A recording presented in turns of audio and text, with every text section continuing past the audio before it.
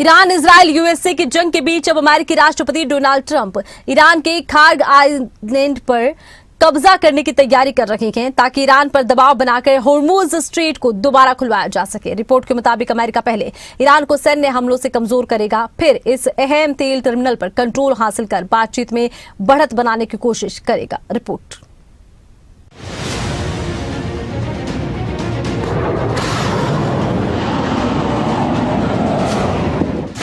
Iran Israel US की जंग, Kharg island पर मरीन तैनात, हवाई हमले जारी, जमीन पर तैयारी। मिडिल ईस्ट में बढ़ते तनाव के बीच अमेरिका बड़ा कदम उठाने की तैयारी कर रहा है।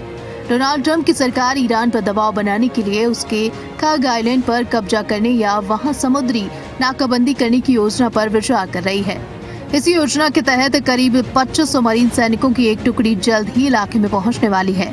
खार्ग आइलैंड ईरान के तट से करीब 15 मील दूर है।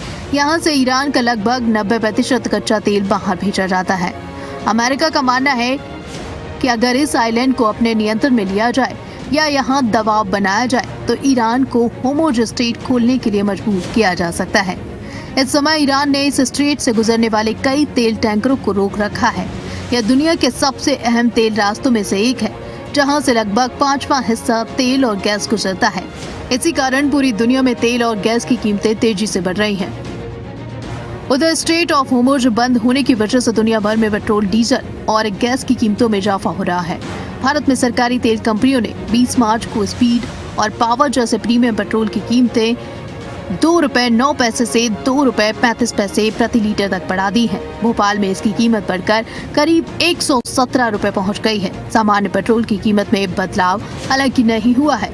रिपोर्ट्स के मुताबिक अमेरिका तुरंत खार्ग आइलैंड पर कब्जा नहीं करेगा। पहले वह ईरान की सैन्य ताकत को कमजोर करना चाहता है। इसके लिए अगले करीब 1 महीने तक हवाई हमले जारी रखे जा सकते हैं। हाल ही में अमेरिका ने खार्ग आइलैंड पर कई बड़े स्ट्राइक भी किए ताकि ईरान को चेतावनी दी जा सके। सूत्रों के मुताबिक 2500 सैनिकों के अलावा 2 और मरीन यूनिट्स भी इस क्षेत्र की ओर बढ़ रही हैं, जिनमें एक में लगभग इतने ही जवान होंगे। व्हाइट हाउस और पेंटागन और सैनिक ज्यादा भेजने पर विचार कर रहे हैं, लेकिन इसे लेकर अभी कोई अंतिम फैसला नहीं हुआ है। अमेरिकी अधिकारियों का कहना है कि ट्रंप हर विकल्प खुला रखना चाहते हैं। जरूरत पड़ने पर जमीनी हमला भी किया जा सकता है। हालांकि कुछ एक्सपर्ट्स इसे खतरनाक मानते हैं।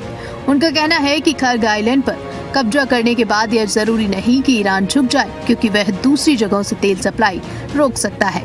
एक और विकल्प है कि अमेरिका अपनी नौसेना और विमानों को तैनात कर टैंकरों को सुरक्षा दे, ताकि बिना जमीन पर कब्जा किए ही रास्ता खोला जा सके। इस पूरे तनाव के कारण ट्रंप को अपनी चीन यात्रा भी टालनी पड़ी है। अमेरिका इस मुद्दे पर जल्द ही पीछे हटने के मूड में नहीं है और हर संभव तरीका अपनाने पर विचार कर रहा है।